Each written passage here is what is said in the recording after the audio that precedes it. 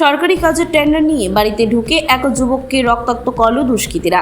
ঘটনা বিশালগড়ের পৌর পরিষদের 11 নং এলাকায়। ঘটনার বিবরণে জানা যায়, সরকারি কাজের টেন্ডার ডপ নিয়ে এই লঙ্কা কাণ্ড। আহত যুবক বর্তমানে বিশালগড় মহকুমা হাসপাতালে চিকিৎসারত। ঘটনার বিবরণে জানা যায়, পৌর পরিষদ এলাকায় 3টি রাস্তার কাজের জন্য দরপত্র আহ্বান করা হয়।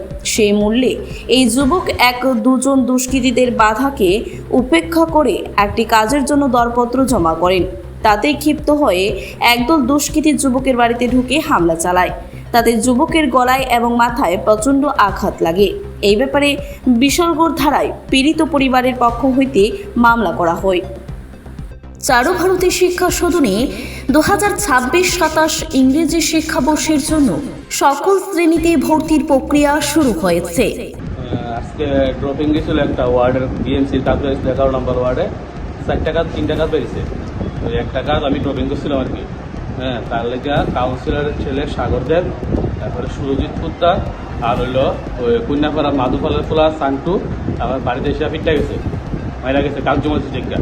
এটা হলো বিশালগড় পৌর পরিষদের 11 নম্বর ওয়ার্ড। রতন দেবের ছেলেও আছে সাগর দেব লগে।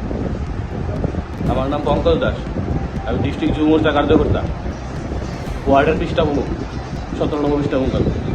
আমার বাড়ি মধ্যলক্ষ্মী বিশালগড়, আমরা রাস্তার সাথে থানা যাবো। কোনো হসপিটাল আছে মেডিকেল করার লাগে, মেডিকেল করে তারপর থানা যায়। হাতে ঘুষাঘুষি করছে, আর হাতে একটা অস্ত্র লেগেছিল, ওইটা কিছু করতে পারছে না, বাড়ির লোক ধরে লেগেছে। 3 জন আছে বাইক দিয়ে। ব্যুরো রিপোর্ট, খবর জনস্বার্থে।